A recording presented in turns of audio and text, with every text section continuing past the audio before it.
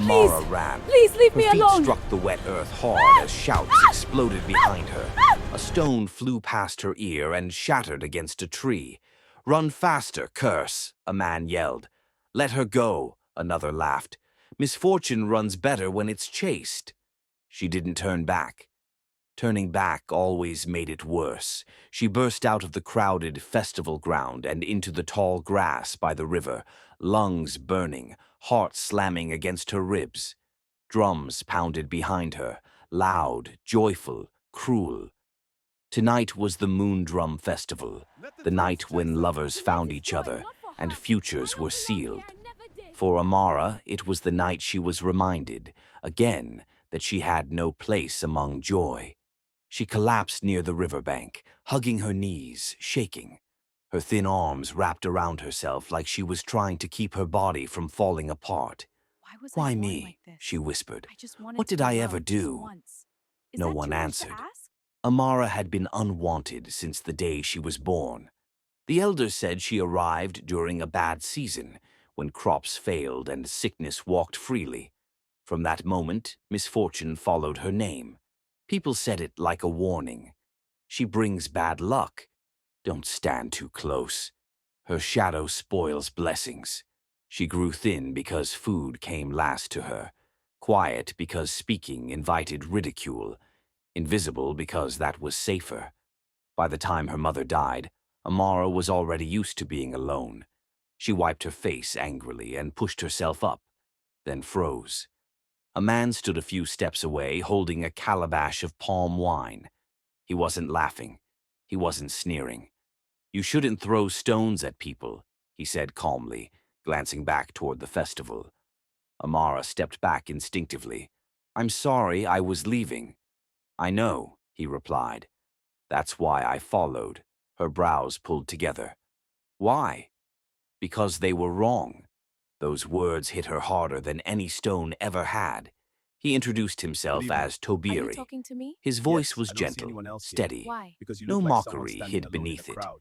They spoke by the river while the festival roared in the distance. Amara expected the kindness to end at any moment, but it didn't. Tobiri listened. He asked questions. He didn't rush her. "You don't look unlucky," he said quietly. She laughed bitterly. "That's because you don't know me." "I know enough," he replied, "and I'd like to know more." For the first time in her life, someone chose her without hesitation. They married quietly weeks later. No drums, no feast, only the river as witness. And then the strange thing happened. Tobiri's work flourished. His palm wine sold faster than ever. His canoe carvings were bought before they dried. Coins filled their small pot. People noticed. Whispers returned, different now, sharper. "She trapped him. She's draining fortune. It's not natural." Amara felt dread curl inside her. One night she told Tobiri, "If things go bad, leave." He looked at her like she'd wounded him. "I won't." 2 months later, he vanished. Amara waited all night, all morning. She searched until her feet bled. No one helped. The village watched her with knowing eyes. "You see," an elder muttered, "we warned him." Her grief hardened into something colder. Then the men came, first with sympathy, then with interest, then with hunger. They said marrying her brought wealth. They tested it. And it was true, at first. Each man prospered. Each man disappeared or abandoned her. Some ran with riches. Others vanished like smoke. Fear replaced pity. The village named her Death's Bride. Kunlema arrived smiling. "I'm not afraid," he said. "If fortune comes, good. If not, I'll still stay." He left at dawn with her money and another woman. That night, Amara screamed at the sky. "I don't want this gift. Take it back," rain answered her. Nothing else. She ran again, this time into the storm. She collapsed beneath an ancient baobab tree, shaking, soaked, broken. "I just wanted love," she sobbed. "Is that a crime?" a voice answered from the darkness. "No, But the world punishes those who want the wrong things from you. An old woman stood there, untouched by rain. She held shimmering silk. You "Wear are this," tired. she I said, don't want this "and life no one anymore. will ever call Wear you this. unwanted And they will again." kneel instead of "And the laugh. price?" Amara asked. "Never remove it unless you're ready to lose everything it gives." Amara laughed through tears. "I've already lost everything." By morning, the village would kneel before her beauty, and by night, fear would return stronger than ever. Amara woke to shouting, not angry, shouting, astonished. She sat up sharply, her heart racing, and felt something smooth and cool against her skin. The silk clung to her like it belonged there. She stood and caught her reflection in the cracked mirror. For a moment, she didn't breathe. For a moment, she didn't breathe. Her once-forgotten face held a balance so striking it made her stomach twist. Her eyes were brighter, her posture straighter, her presence undeniable. "No," she whispered, "this isn't me." A knock thundered on the door. "Amara," a man called. "Please, come outside." She wrapped a cloth around herself and stepped out. Silence fell. Men stared openly. Women gasped. Someone dropped to their knees. "Ancestors, preserve us," a voice murmured. "She's beautiful." The word followed her everywhere now. Beautiful. The same mouths that once cursed her now praised her. Gifts appeared at her doorstep. Mothers pushed sons forward. "Just hear him out," they begged. Amara felt sick. "So this is all it takes," she muttered one night. "Not kindness, not truth, just beauty." Suitors flooded the village from far places, warriors, traders, chiefs. They spoke of love with greedy eyes. She rejected them until Chief Indamu arrived. "I won't pretend," he said plainly. "Your presence multiplies fortune. I want that power." Her chest tightened.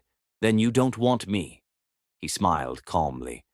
"I want honesty and control." Fear whispered inside her. Love had not saved Tobiri. Poverty had not saved her. "2 months," she said. "After that, I decide." The wedding shook the village. Gold flowed. Drums roared. Amara watched as if from outside her body. At first, Chief Indemu's wealth exploded. Rivals bowed. Markets overflowed. Power followed him like a shadow. Then cracks appeared. Trade failed. Gold vanished. Allies turned away. 2 months to the day, screaming filled the compound. "The storehouses are empty. The gold is gone." By nightfall, Chief Indamu sat in the dirt, broken. "It was you," he whispered. "You consumed me."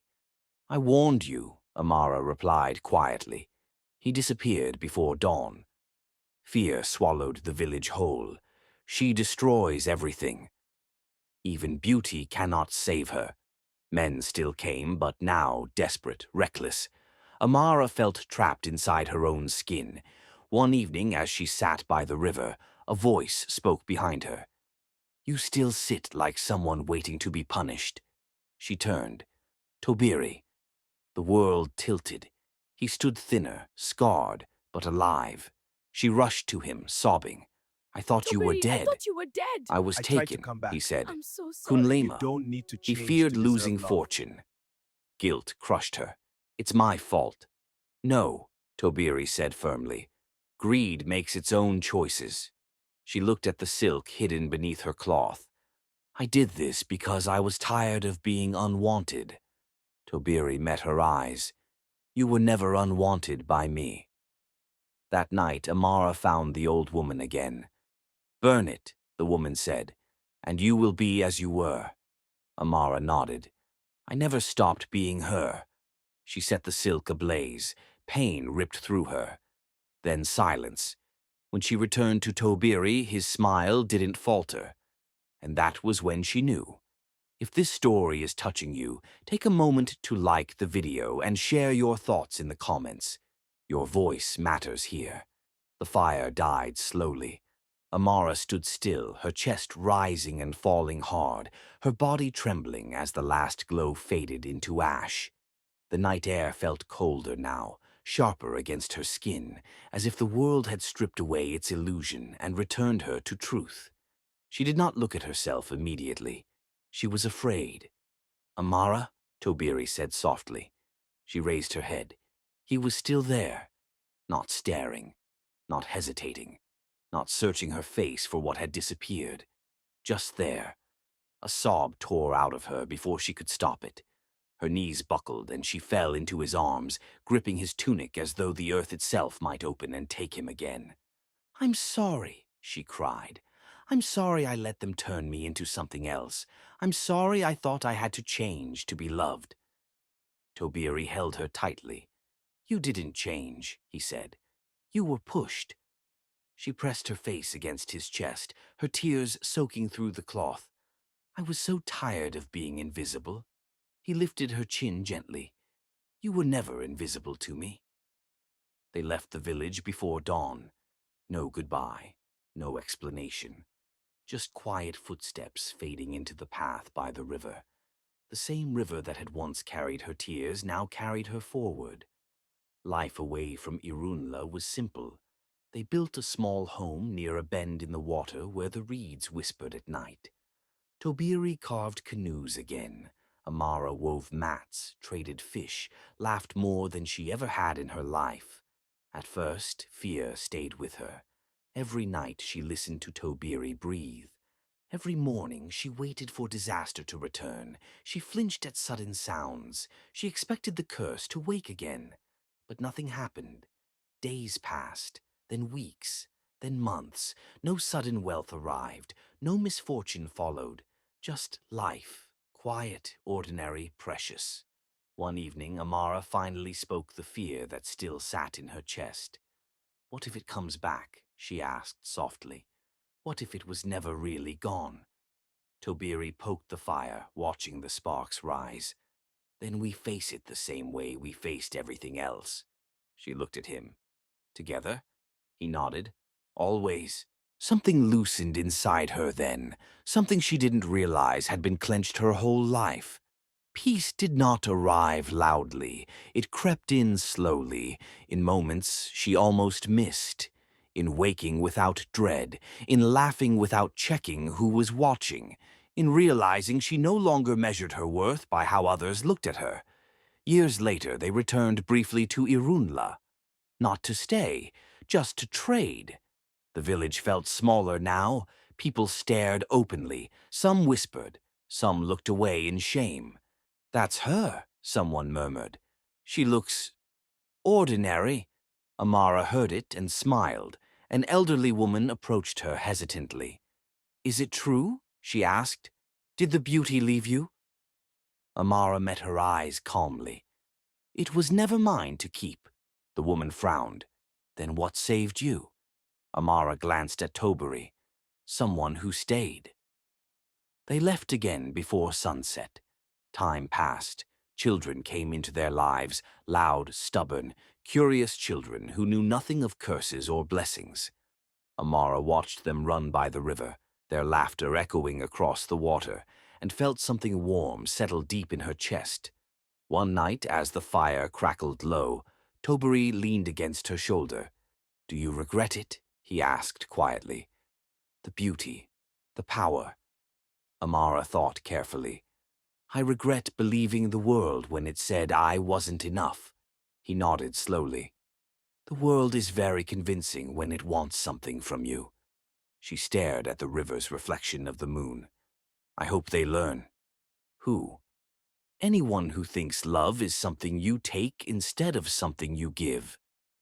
Far away, Irunla told stories. Some said Amara was a spirit sent to test men. Others said she punished greed. Some claimed she vanished into the forest, still beautiful, still dangerous. None of them knew the truth. The truth was quieter. She was a woman who wanted love, and learned that love does not demand transformation. Years later, a young girl once asked her, "Auntie, were you really cursed?" Amara smiled and knelt beside her. "No," she said gently. "I was surrounded by people who wanted something from me instead of wanting me." The girl frowned. How do you know when someone loves you? Amara touched her chest. Love stays when there's nothing left to take. That night, Tobiri rested his head against Amara's shoulder. You change the story they tell, he murmured. She shook her head. No, I just chose which story to live. And that is where the story ends. Not with gold, not with beauty, not with fear, but with a choice. Because the greatest curse is believing you must become someone else to deserve love. If this story moved you, please like the video, share your thoughts in the comments, and subscribe for more powerful stories like this. Your support keeps these stories alive. And remember, love that stays is the rarest wealth of all.